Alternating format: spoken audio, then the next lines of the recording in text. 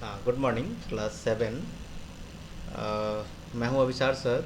और आज आप सबके बीच में लेके आया हूँ आपके चैप्टर नंबर 6 जिसका नाम है इंट्रोडक्शन टू HTML का थर्ड वीडियो।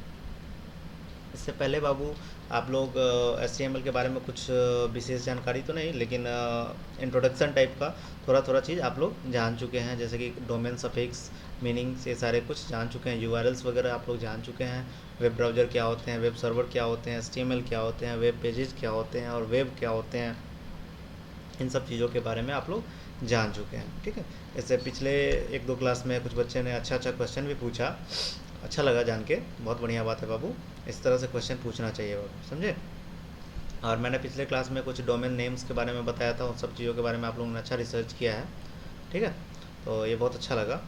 और हाइपरलिंक्स के बारे में मैंने पिछले क्लास में डिस्कस किया था और आप लोग समझ भी गए हैं, ये अच्छा लगा ये भी जान के। तो आज हम लोग देखते हैं understanding tags and attributes in HTML। बाबू आज का क्लास भी हमारा बेसिक इंट्रोडक्शन का ही क्लास रहेगा। ठीक है। क्योंकि कुछ रूल्स होते हैं HTML पढ़ने के। ठीक है। सबसे पहले ये सब चीज़ जानना सबसे ज़्यादा ज़रूरी होता है। ठीक। तो इसमें जो अभी आपका अंडरस्टैंडिंग टैग्स एंड एट्रीब्यूट्स है, इसमें कुछ कुछ लाइन, एक ही दो लाइन छोड़ने वाले हैं जो आप नहीं लिख सकते हैं। लगभग सारे लाइंस आपके लिए इम्पोर्टेंट ही हैं। ठीक है। जो जिसका आप नोट्स बना सकते हो, जिससे क्वेश्चन रेज किए जा सकते हैं, जिसका हेल्प आप लोग प्रोग्रामिंग जब करोगे तब इसका यूज होगा। ठीक है। ये सारे रूल्स होंगे यहाँ पे।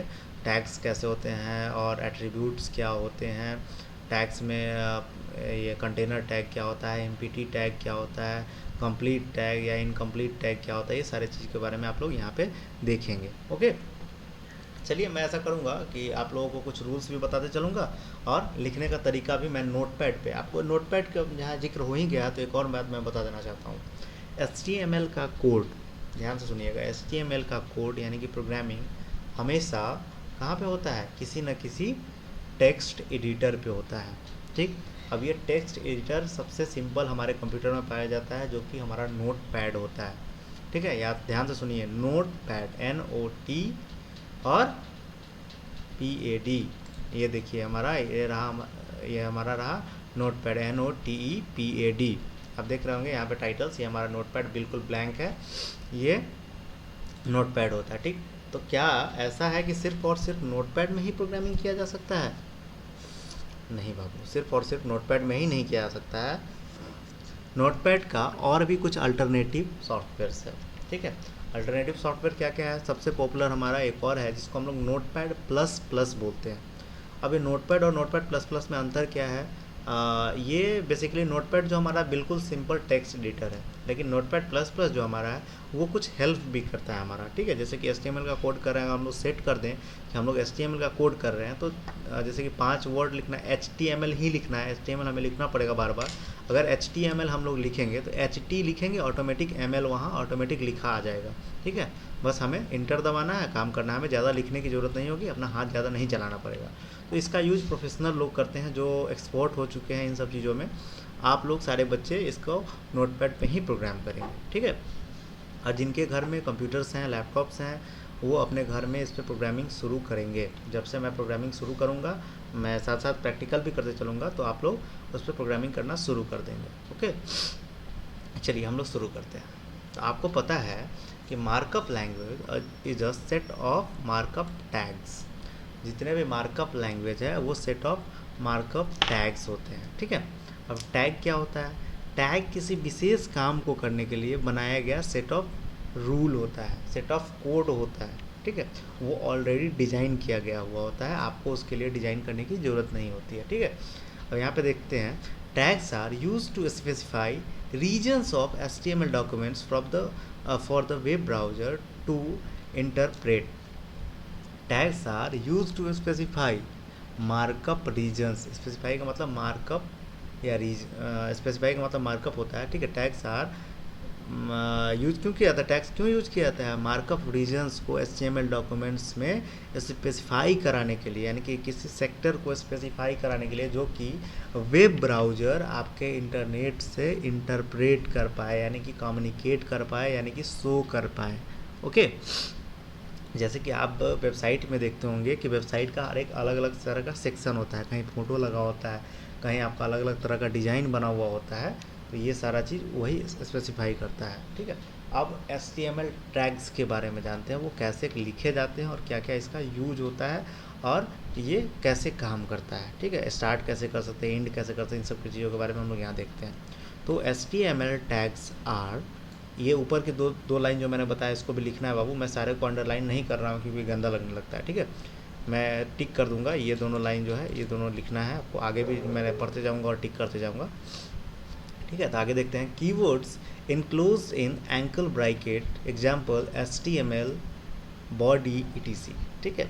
तो ये हमारे जो कीवर्ड्स होते हैं वो हमेशा एंकल ब्रैकेट, जिसको आप लोग एंगुलर ब्रैकेट भी बोल सकते हैं, इसमें लिखा जाता है, ठीक है। यानी कि जितने भी टैग्स होंगे, कीवर्ड करने का मतलब टैग्स, वो जितने भी होंगे वो हमेशा एंगुलर ब्रैकेट के अंदर में ही लिखे जाएंगे, ओके। जैसे कि मैंने HTML वहाँ पे लिखा हुआ है, बॉडी लिखा हुआ है, ये सब हमारे एंगुलर ब्रैकेट में ही लिखा जाएगा। आइए ज़रा प्रैक्टिकली देख लेते हैं हम लोग कैसे लिखा जाता है। तो ये रहा हमारा नोटपैड का।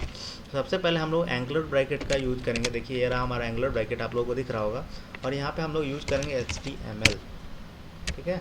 और यहाँ टैग को हम लोग क्लोज कर लेंगे, ओके। अब जैसे कि ये हमारा एग्जाम्पल रहा एक लिखने का, और दूसरा हम लोग लिख लेते हैं। जैसे कि हमने फिर एंगुलर ब्रैकेट शुरू किए, फिर बॉडी, ओके। इस तरह से हमारा टैग लिखा जाता है, ओके। यहाँ पे आप लोग एक चीज़ और गौर किए होंगे, मैंने स्मॉल लेटर्स में लिखा है। तो क्या सिर्फ स्मॉल लेटर में ही लिखा जा सकता है? बिल्कुल नहीं बाबू, इसको हम लोग कैपिटल में भी लिख सकते हैं, ओके। कैपिटल में लिखने से क्या होगा, कभी कभी कैपिटल लेटर में लिखेंगे तो प्रॉब्लम आने की ज़्यादा संभावना रहता है। और एक स्टैंडर्ड रूल जो होता है, यानी कि प्रोग्रामिंग के स्टैंडर्ड रूल कहता है कि आप जो प्रोग्राम कोड करेंगे वो आप स्मॉल लेटर्स में ही करेंगे। ये जो आपको मैं एक और बात बता दूं कि हमारा जो HTML है वो केस सेंसिटिव लैंग्वेज नहीं है। अगर हम HTML को, जैसे कि ये हमारा HTML लिखा हुआ है, इसको अगर हम ऐसे भी लिख दें तो कोई परेशानी नहीं है, वो रन करेगा। लेकिन प्रोग्रामिंग का स्टैंडर्ड रूल कहता है कि आप स्मॉल में ही लिखें, ठीक है। प्रोग्रामिंग का स्टैंडर्ड रूल क्या कहता है, आप स्मॉल में ही लिखेंगे। तो हम लोग कोशिश करेंगे स्टैंडर्ड रूल को फॉलो करें, ठीक है, और स्मॉल लेटर्स में ही लिखें। इस चीज़ का आप लोगों को ध्यान रखना पड़ेगा, ओके। आगे वाले रूल की ओर आते हैं हम लोग। आगे वाला रूल हमारा कहता है HTML tags mostly comes in pairs like B and B close. यहाँ ध्यान देने की बात है कि यहाँ पे क्लोज के लिए बैकवर्ड स्लैश का यूज़ किया गया है। आप देख रहे होंगे यहाँ पे बी से पहले एक बैकवर्ड स्लैश का यूज़ किया जाता है, ठीक है। ये टैग जो हमारे होते हैं इसको हम लोग बोलते हैं कंटेनर टैग। क्या बोलते हैं? Container tag. तो आपसे पूछा जा सकता है कि व्हाट इज़ कंटेनर टैग, तो आप बोलेंगे विच tag it comes with pair, it comes in pair is called container tags. For example HTML open और HTML close। मान लेते हैं ये हमारा HTML लिखा हुआ है, इसका एक और टैग क्या होगा, यहाँ पे HTML close हो जाएगा। तो ये हमारा कंटेनर, मैं एग्जांपल में यहाँ बता देता हूँ। यहाँ पे हमारा HTML लिखा हुआ है, इसका एंडिंग क्या होगा, ये हमारा ओपन हो गया। अगर हमें एंड दिखाना पड़ेगा तो क्या करेंगे, बैकवर्ड स्लैश का यूज़ करेंगे और HTML को लिख देंगे, तो हमारा ये टैग बंद हो जाएगा, ठीक है। तो इसको ही बोलते हैं हम लोग कंटेनर टैग, यानी कि ओपनिंग भी हो और क्लोज भी हो, इसको हम लोग कंटेनर टैग बोलते हैं। और लिखा कैसे जाता है इसके बारे में हम लोग आगे डिस्कस करेंगे। ये लिखने का तरीका सही नहीं है, HTML इसके बगल में हम लोग नहीं लिख सकते। HTML हम लोग नीचे की ओर जहाँ बंद करेंगे वहाँ HTML सबसे शुरू में ओपन किया जाता है और सबसे लास्ट में बंद किया जाता है, ठीक है। ये सब हम लोग आगे देखेंगे जब हम लोग प्रोग्रामिंग करेंगे। अगला रूल हम लोग देखते हैं, और ये 2 पॉइंट मैंने बताया, ये दोनों लिख भी लेना है बाबू, ठीक है। अगला देखते हैं, the first tag in a pair is a start tag and second tag is the end tag. जो पेयर में 2 टैग मैंने बताया, जैसे कि यहाँ पे बी टैग के बारे में दिया गया है, तो फर्स्ट टैग जहाँ पे बैकवर्ड स्लैश नहीं लगा हुआ है उसको हम लोग बोलते हैं स्टार्ट टैग, और जहाँ पे बैकवर्ड टैग लगा हुआ होता है उसको हम लोग बोलते हैं एंड टैग, ठीक है। अब ये भी लाइन लिख लीजिएगा, start and end tag are called opening tag and closing tag, ठीक है। स्टार्ट टैग और एंड टैग को हम लोग ओपनिंग टैग भी बोल सकते हैं और क्लोजिंग टैग भी बोल सकते हैं, यानी कि स्टार्ट को हम लोग ओपनिंग बोल सकते हैं और क्लोज को एंड को क्लोज टैग भी बोल सकते हैं, ठीक है। अब मुद्दा एक और चीज़ आता है, a complete tag having an opening tag and a closing tag is called an element. A complete tag having an opening tag and closing tag is called an element, okay।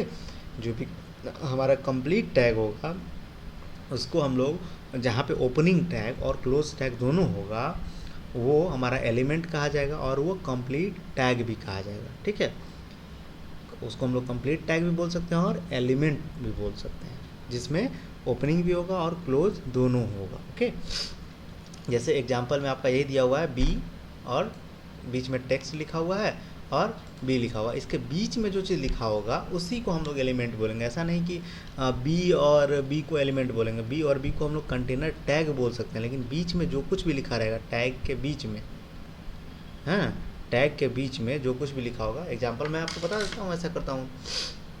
जैसे यहाँ पे बी टैग के बारे में लिखा हुआ है, मैं नीचे लिख देता हूँ, ऊपर लिखा रहेगा। ठीक है, मान लेते हैं ये बी टैग है। ठीक, ये मान लेते हैं हमारा बी टैग ओपन हुआ और यहाँ पे मैं लिख देता हूँ क्लास 7। ठीक है, और फिर मैं बी को बंद कर देता हूँ। ठीक है, ये हमारा बी बंद हो गया।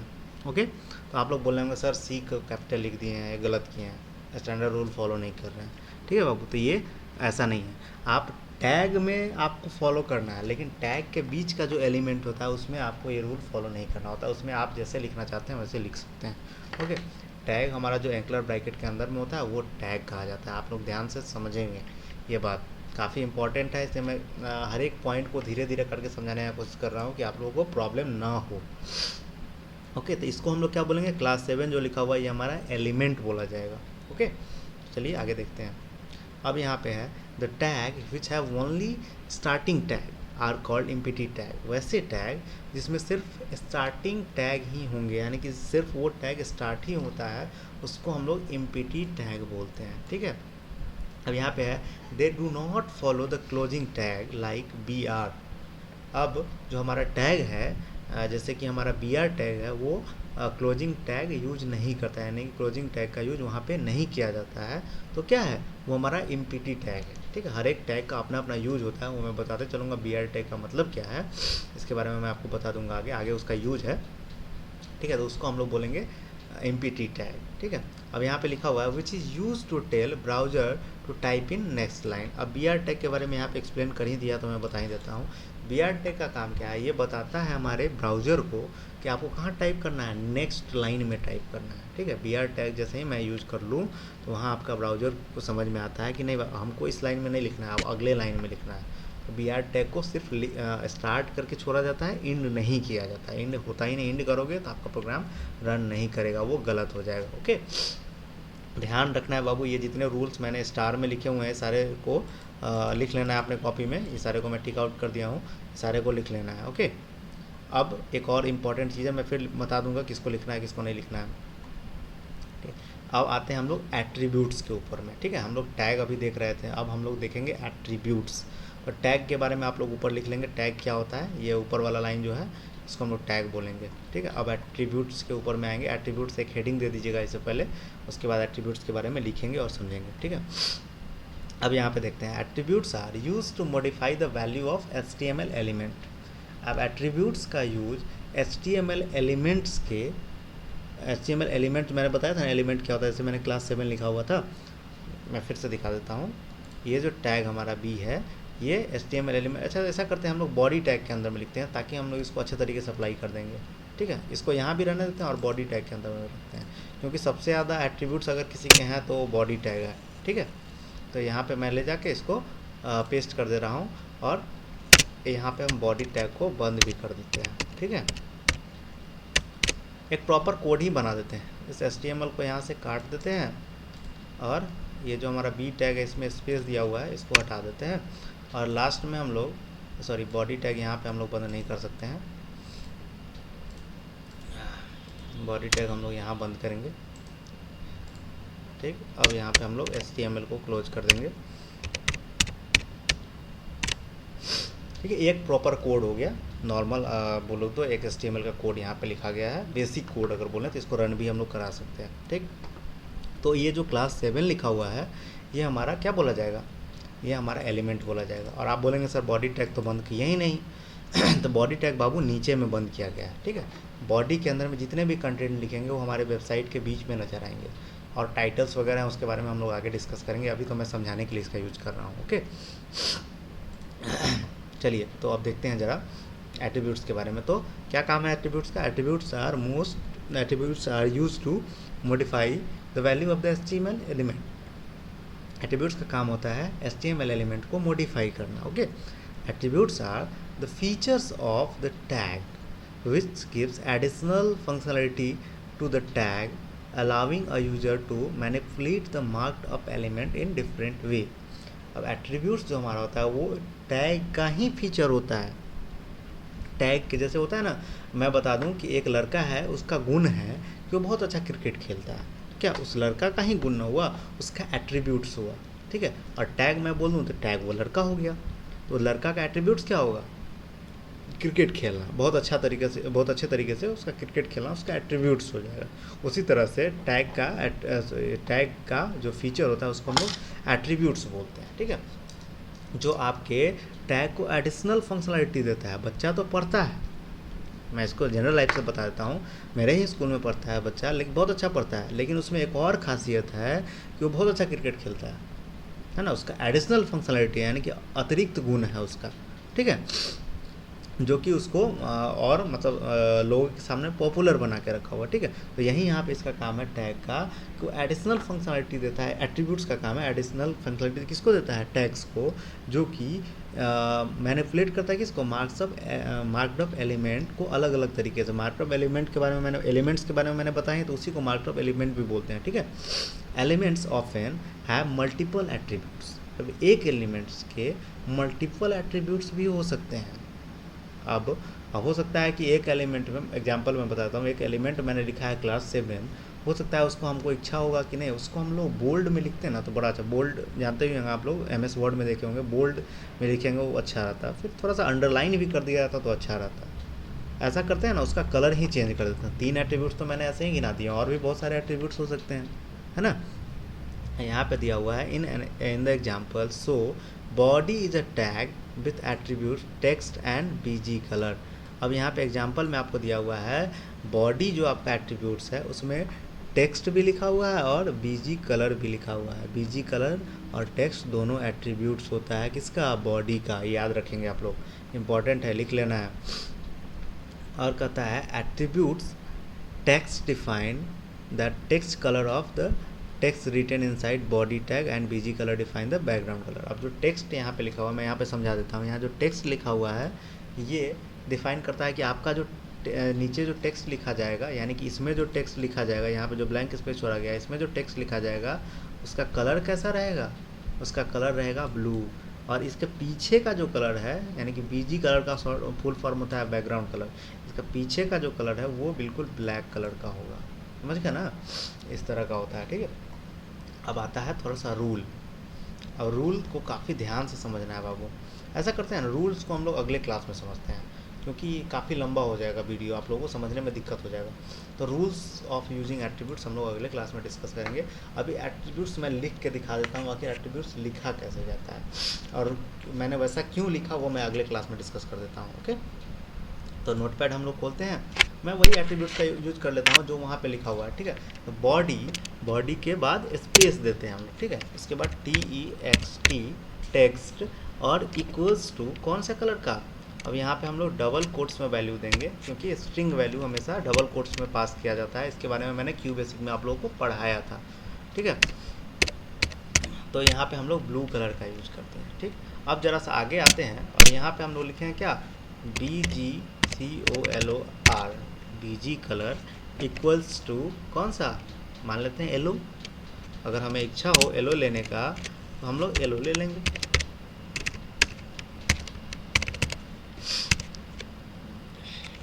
ठीक है। या फिर चलो येलो हटाओ, येलो के बदले हम लोग रेड ले लेते हैं, ठीक, मान लेते हैं रेड सबके लिए अच्छा रहेगा, रेड कलर ले लिया।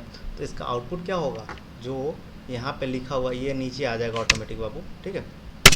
ऐसे ज़्यादा सूटेबल लग रहा है, तो ये जो क्लास 7 लिखा हुआ है इसका कलर जो हो जाएगा वो ब्लू हो जाएगा, ठीक।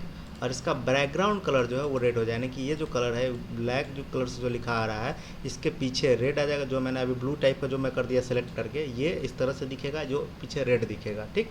और जो ब्लैक दिख रहा है वो आपको ब्लू दिखेगा, जो मैं अगले क्लास में प्रैक्टिकली भी करके मैं दिखा दूंगा। और इसके रूल्स जो है यहाँ पे मैंने बहुत सारे चीज़ का यूज़ किया है जो आपको समझ में नहीं आ रहा होगा। जैसे बॉडी के बाद मैंने स्पेस का यूज़ किया है, लेकिन टेक्स्ट के बाद और इक्वल्स टू के बीच में स्पेस का यूज़ नहीं किया है, और इक्वल्स टू के बाद भी स्पेस का यूज़ नहीं किया है। तो ये सब चीज़ ध्यान रखना है, अगर हम लोग एक स्पेस दे दें तो वो प्रोग्राम कोड गलत हो जाएगा। ओके, तो इस सब चीज़ का ध्यान रखना है, समझे। चलिए ठीक है, हम लोग मिलते हैं अब अगले क्लास में। इस क्लास में इतना ही रखते हैं। अगला क्लास का टॉपिक हमारा रहेगा रूल्स ऑफ यूजिंग एट्रीब्यूट्स।